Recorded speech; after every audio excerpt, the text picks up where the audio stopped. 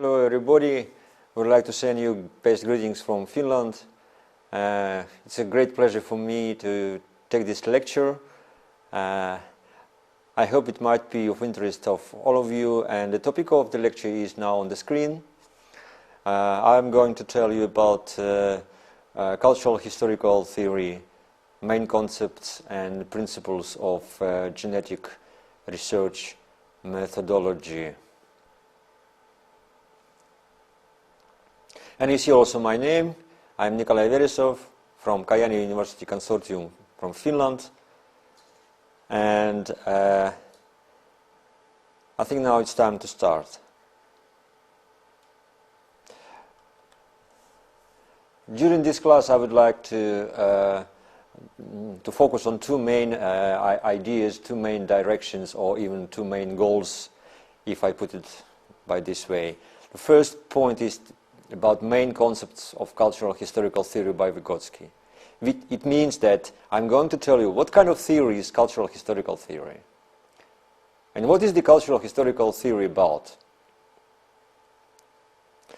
The second part of the class will be devoted to genetic research methodology as a part of cultural historical conception. And the main question will be, what does it mean to do experimental study according to cultural historical theory requirements?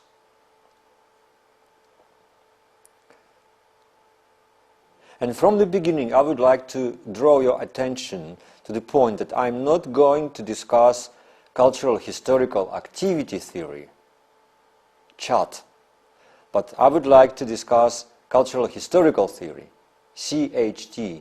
I mean the theory of Lev Vygotsky.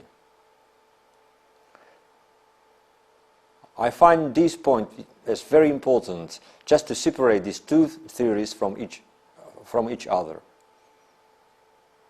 So, I'm going to tell you about cultural historical theory. I apologize for my speech today, which will be mostly theoretical. I completely understand how difficult it is to follow the theoretical considerations, but we cannot avoid any theoretical speech if we are discussing the theory. My point is to discuss theoretical concepts, but what might help you to follow? I was thinking that when I was preparing this class, I was thinking that I should create a kind of metaphor or the picture or the illustration which might help you to understand my message. And I'm going to tell you now about this metaphor. This is a metaphor about field and tree.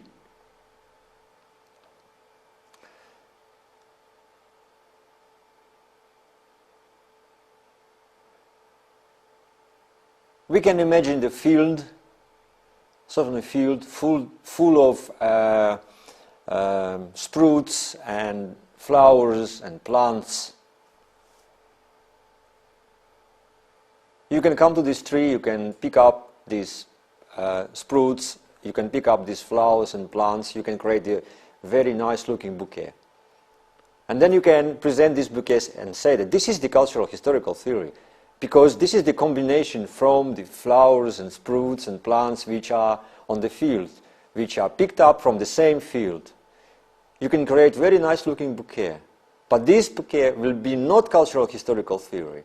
It will be just a mechanical combination from different fragments of the same theory. It will be the mechanical combination of different but connected parts, flowers and plants, which are selected, which are picked up from the field according to your own choice. This is, by the way, what many researchers do when they deal with cultural historical theory of Vygotsky. They are just picking up flowers from this field and they are combining these flowers together and they are presenting this as a cultural historical theory. And another metaphor. The second metaphor is a metaphor of a tree. You can see the tree on the field, and the tree which has roots, the stem, and branches, and leaves, and fruits, and flowers on it.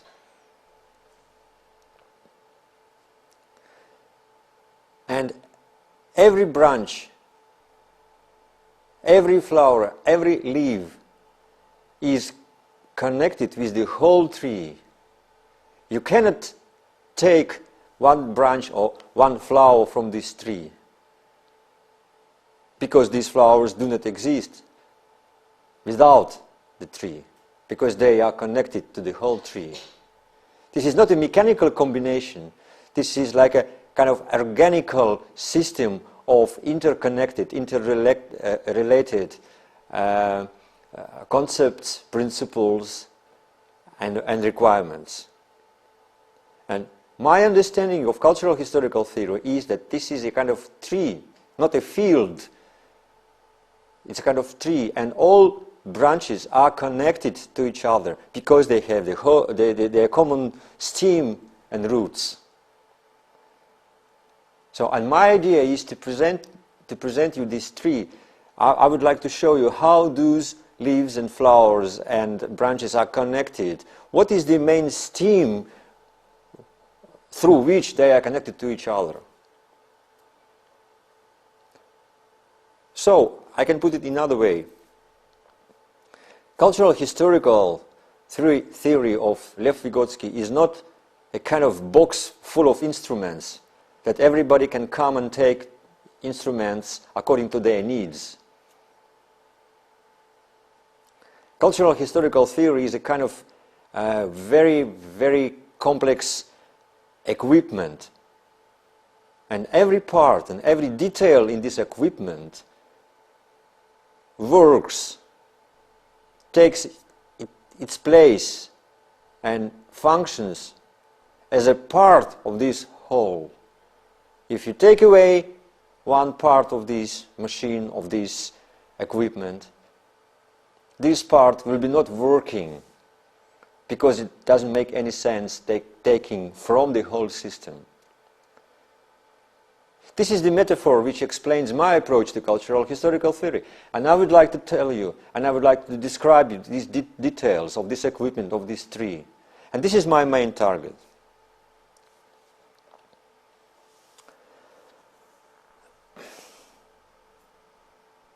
And the first concept of cultural historical theory I'm going to discuss today is the concept of the higher mental functions of the human being. If you ask me, what is cultural historical theory about? The answer will be that the cultural historical theory is about higher mental functions of the human being. This might be a kind of central, the basic concept of cultural historical theory.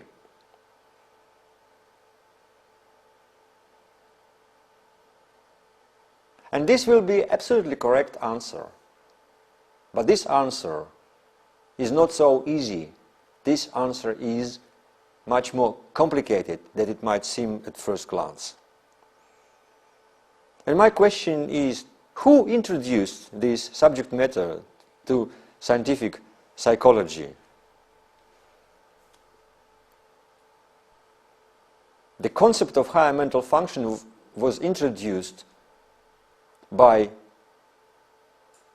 Wilhelm Wundt, famous scientist, psychologist, who established the first experimental laboratory in psychology in Leipzig in 1879 or something like that. It was Wilhelm Wundt who distinguished, who separated human mental functions into two parts, two sorts, two kinds of functions. Lower mental functions, which are equal of human beings and animals, and a higher, specifically human mental functions, like logical memory, voluntary attention, logical thinking, and so on. And from that time, this idea of two kinds of functions exists in psychology. And what is important here? The point which is really important here is that according to Wilhelm Wundt's understanding, we can study, we can investigate by experimental methods only lower mental functions of human beings, sensations, reception, perception, and so on. Higher mental functions are the functions which we cannot investigate using experimental methods. We can understand these kind of functions only by using methods like analysis of products of activity, cultural things, pieces of art, traditions, rituals, and things like that. That was Wundt's approach.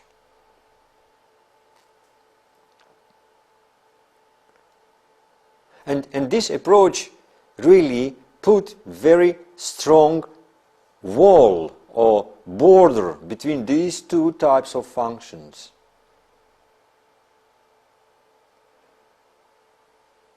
And the idea that higher mental functions are not available for any kind of experimental research was one of the main ideas, basic ideas of Wilhelm Wundt. And what Vygotsky did, Vygotsky's approach to higher mental functions was that higher mental functions are the functions which might be and should be investigated experimentally. And the point is that what kind of experiment it should be. So as we can see, there is a difference between two approaches to higher mental functions. The approach of Wilhelm Wundt and the approach of Vygotsky. Both of them, Wundt and Vygotsky, were studying higher mental functions.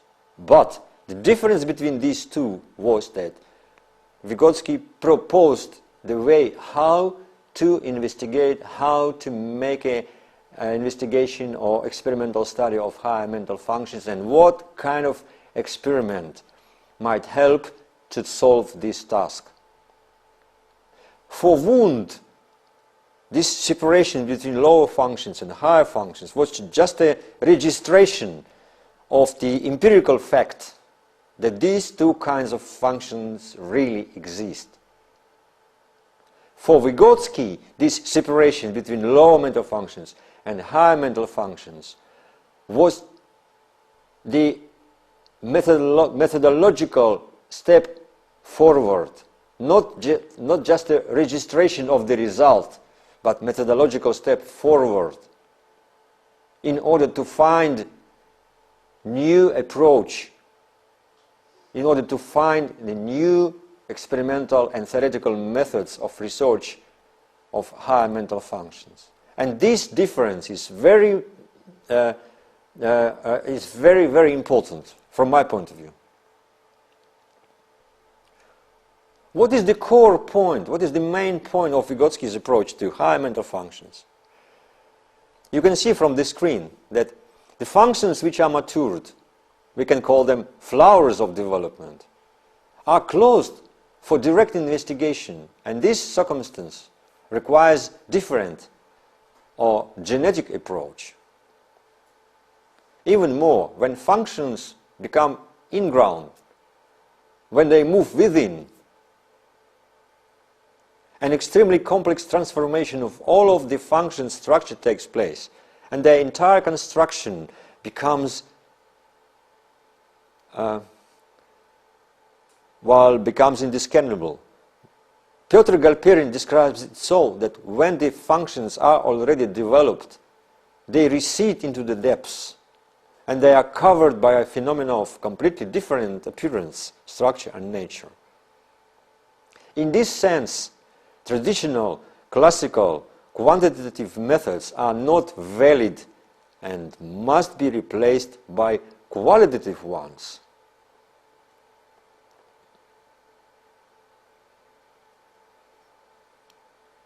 That was the task cultural historical theory was created for, to solve.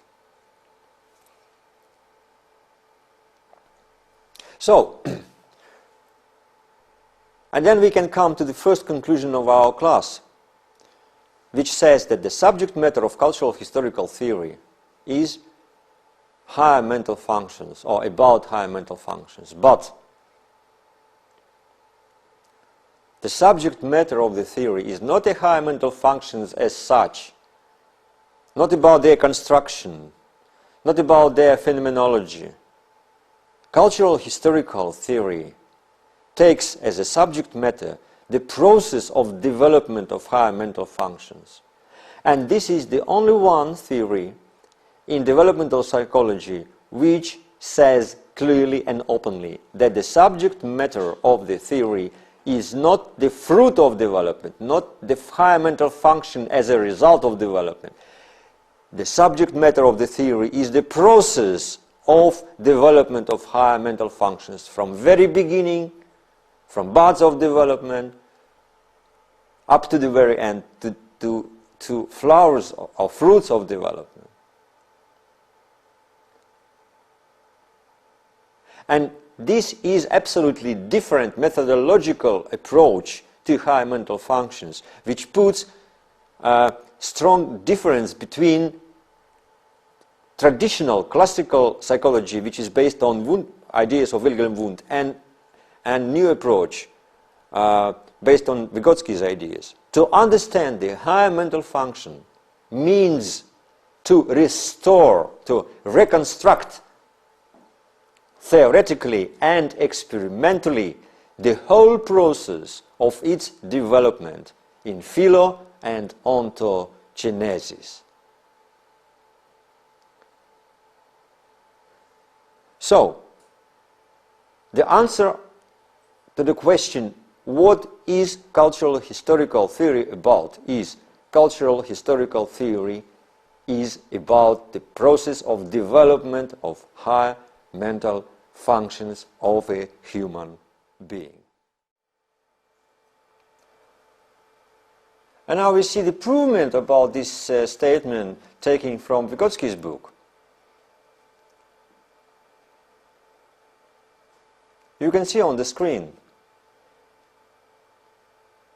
Vygotsky was very critical to a traditional view on higher mental functions,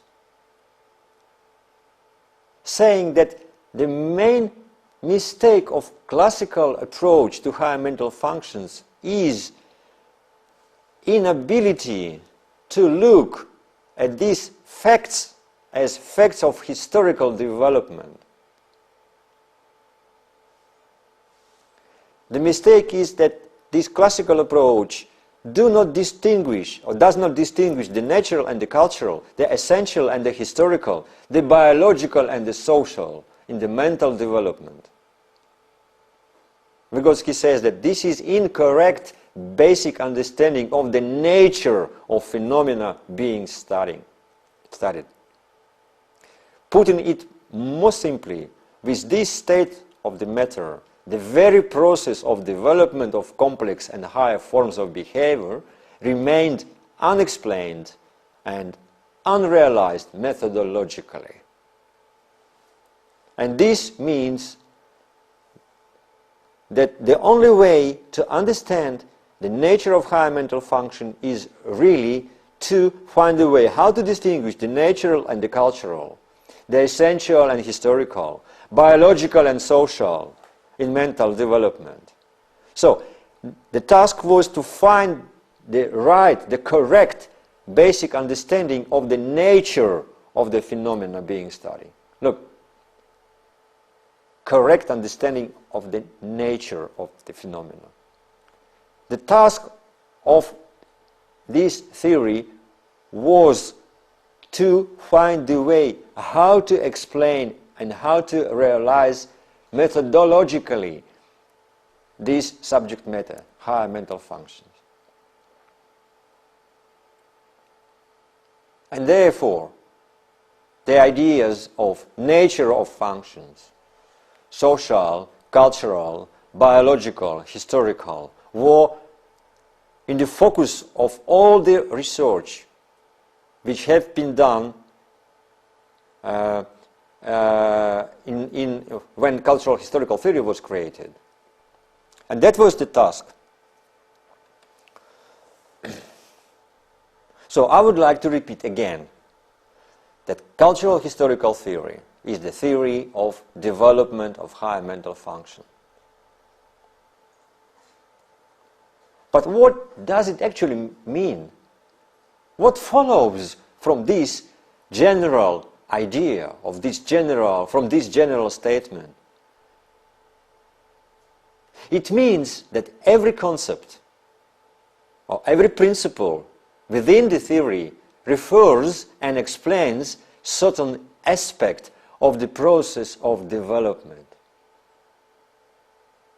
If you want to understand the place, the role, and the meaning of every concept in this theory, you should find the link between this concept and the idea of development. What aspect of development this concept describes and explains?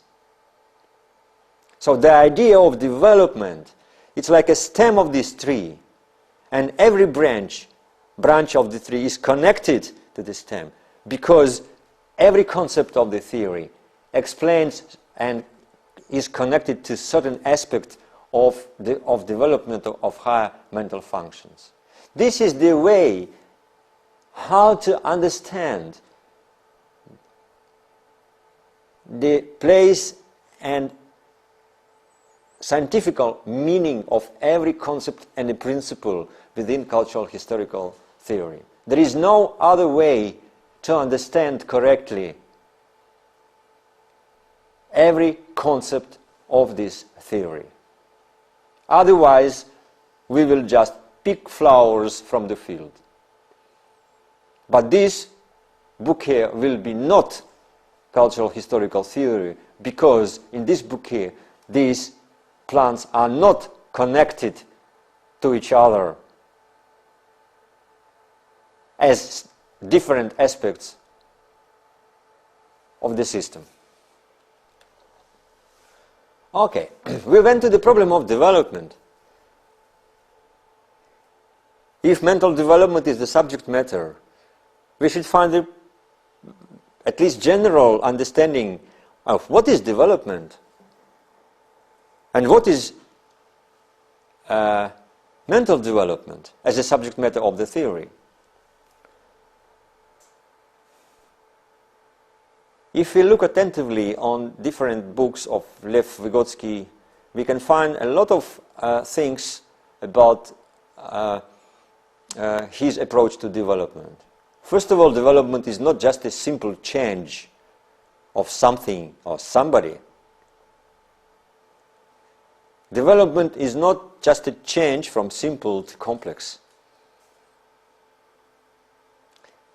Development is not just an organic growth of something, just changes from something which is small to something which is big.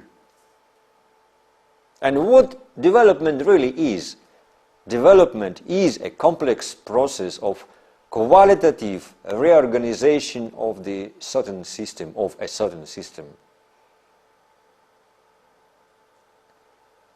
If we want to understand development,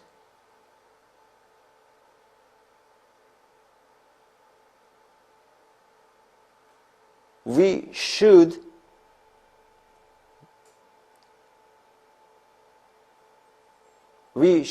create certain instruments, theoretical and experimental, which are able to explain different and important aspects of this complex process of development.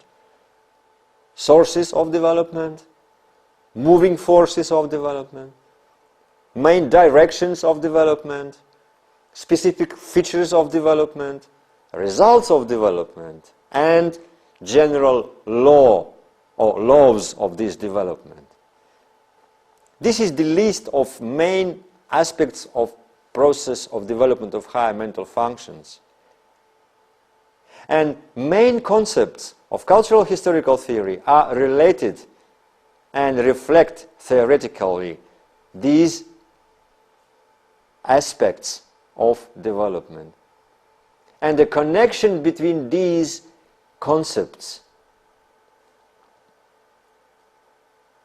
are the connections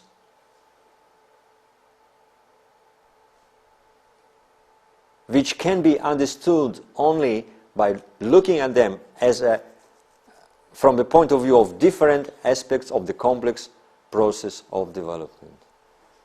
Concepts just describe and explain those aspects, and all together, being taken together, they explain the whole process of development of higher mental functions.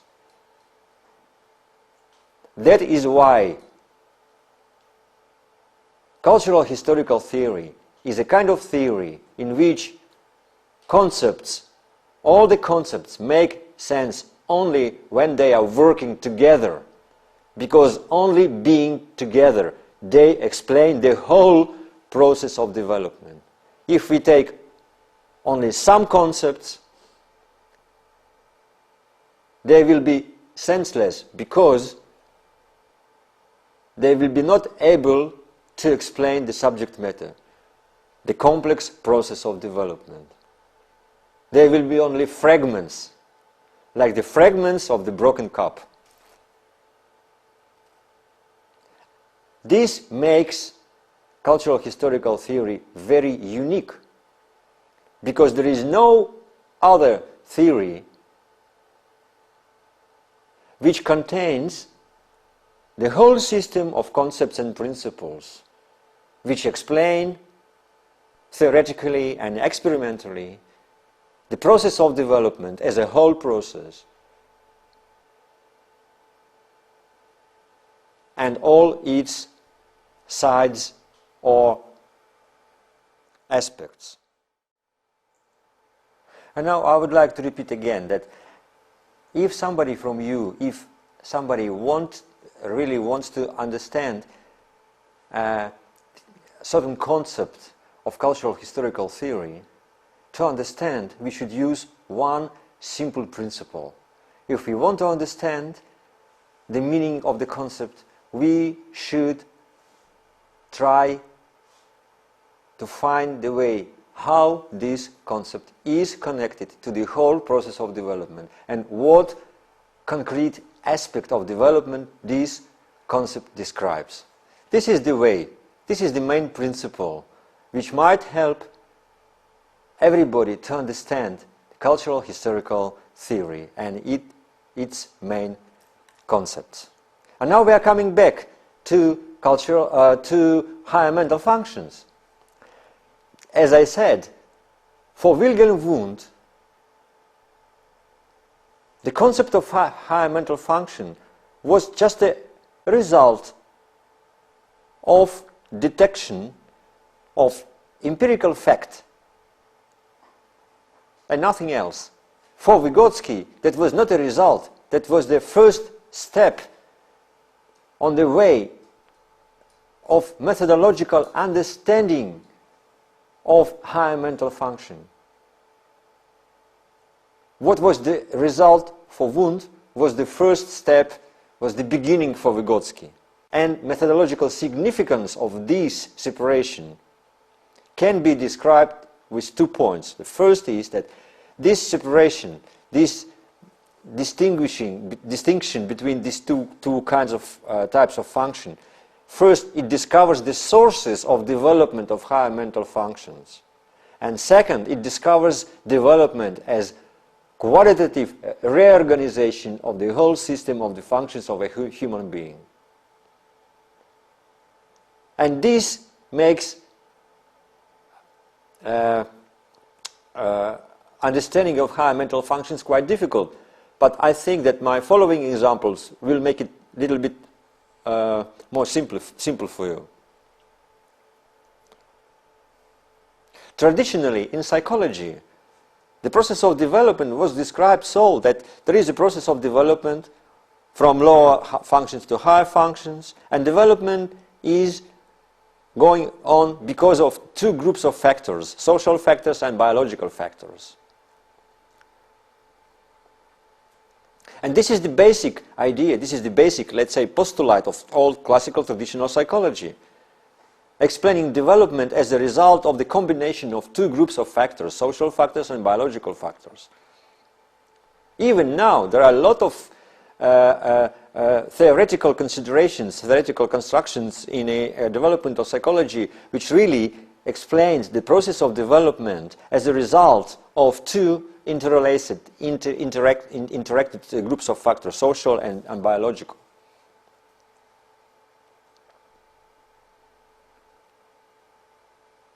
Cultural historical theory looks on this picture from different angle. In cultural historical theory, social world, social surroundings is not a factor which influences development. The social environment is a source of development. As Vygotsky puts it, the social environment is the source for all the appearance of all specific human properties of the personality gradually acquired by the child, or the source of social development of the child. Look, social is not the factor, but the source of development. The transition from the biological to the social path of development is a certain link in the process of development, a cardinal turning point in the history of child's behavior. The development of human being is not a biological process. The development of human being is a social and cultural process, because social world is not the factor of development. The social world is the source of development. And this new approach to the idea of development was really a revolutionary step forward in the from methodological and theoretical point of view. And this is a very important point. Sometimes it's quite difficult to understand this point. In this case, I usually use the example, the illustration, which might help to understand the real meaning of what I'm telling. Imagine a car. If you are in a car, you have two pedals, gas and brake, and a wheel, of course. The movement of the car is somehow the result of these three things. If you want to move faster, you press the gas pedal. If you want to slow down the process, you press the brake a little. And you are using the wheel to turn left or right.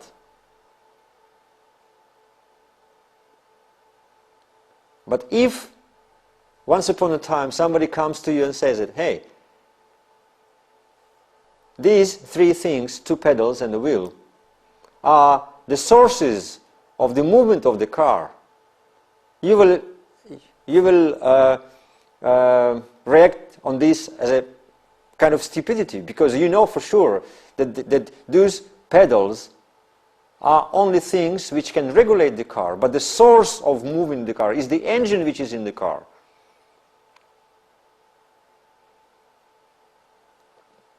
And it's absolutely clear for everybody who has experience of driving a car or just being in the car. The same we can say, coming back to this classical picture. Social factors and biological factors. Of course, they exist. Of course, they are producing some impact to development. They can slow down the development. They can speed up the development. They can create the direction of development. But they do not define the development. Because development has its own sources. And according to cultural historical theory, this source is the social world, the social surrounding, the social environment, the society and culture. And again, this approach puts the border between traditional classical psychology, which tries to find the answer, what is development, describing the combination of the factors, and Vygotsky's approach, which says that combination of factors is secondary. What is primary is the source of development.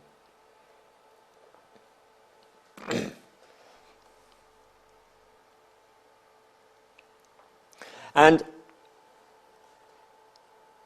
now you see that the idea of higher mental function, the concept of higher mental function, helps us to understand, helps us to find the answer, helps us to understand a very important aspect of development. The concept of higher mental function explains the source of development, because higher mental functions are exclusively social and cultural. They are not biological. And this is the way how to separate biological and cultural, natural and artificial. And the main point which describes the methodological role, methodological significance of this concept of higher mental function is that in Vygotsky's theory, this concept describes and is related to the source of development as an important aspect of development.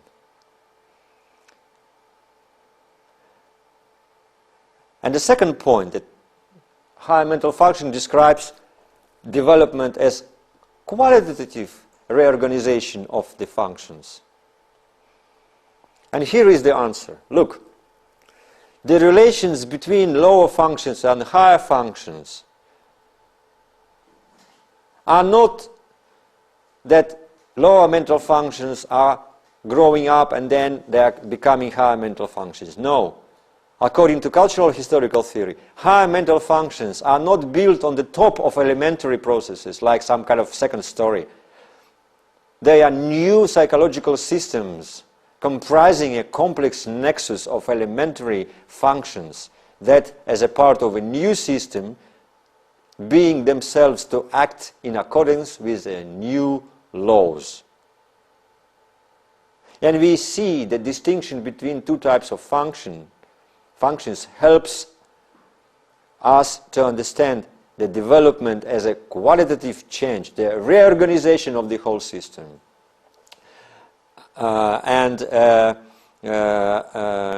that this new system is working now according to the new laws.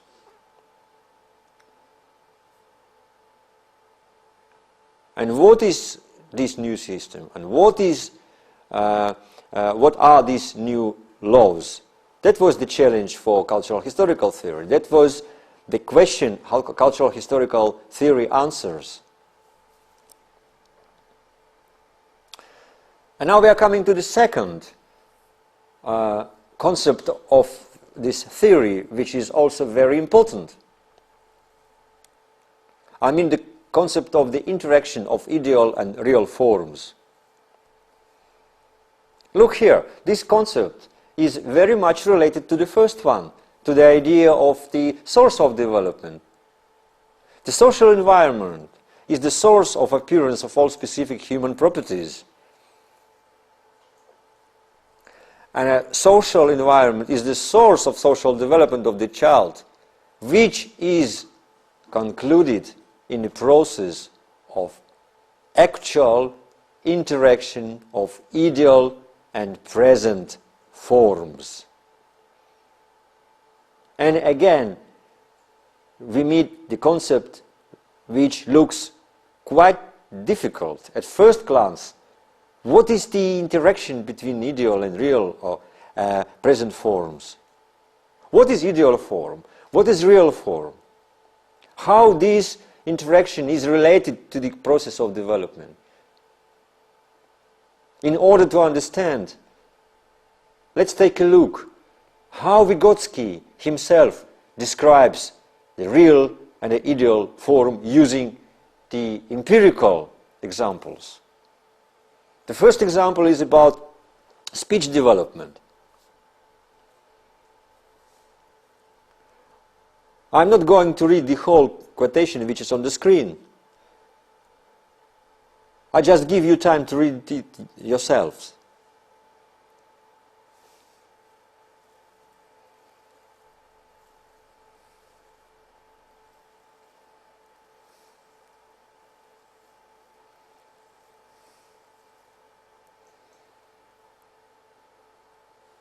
And the main point is that the mother interacts with the child, and the mother's speech is developed ideal form of speech. From the very beginning, the child interacts with the mother. The child primary or present form of speech is in the process of actual interaction with the mother's speech. And of course, everybody understands that if the child is alone, if there is no mother, if there is nobody who brings this ideal form to the child will never able to speak. The child will never reach the level of speech, at least a high level of speech. And what is the conclusion? The conclusion is that in none of the types of development known to me does it ever happen that at the moment when the initial form is taking shape, the higher ideal form, which appears at the end of development, should already be present, and that it should interact directly with the first steps taken by the child along the path of development of this initial or primary form. The greatest peculiarity of child development, in contrast to other types of development, is here. The concept of ideal and real form reflects theoretically the very, very special feature of the process of development of the child as a process of social and cultural development. Because biological development does not need any ideal form being interacted with the real form. But if we speak about cultural development or social development, we say that it presupposes, it requires the ideal form which interact directly with the present or real form from very beginning up to the very end. This again shows the difference between biological development and social and cultural development. This concept describes the very, very important specific feature of development and describes the direction of development, because the direction of development goes that from real form to ideal form. This is the direction of development, which appears just at the beginning of the process of development. So the end of the process appears at the beginning of the process. This is quite difficult to understand, but this example shows quite clearly that interaction between ideal and real form is a very, very important concept, which really shows one of the most important aspects of development, which is the direction of development.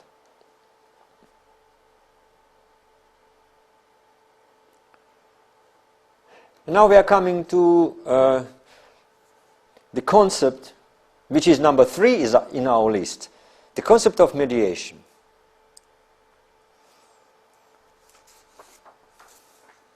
For many researchers, the concept of mediation is one of the central concepts in Vygotsky's theory.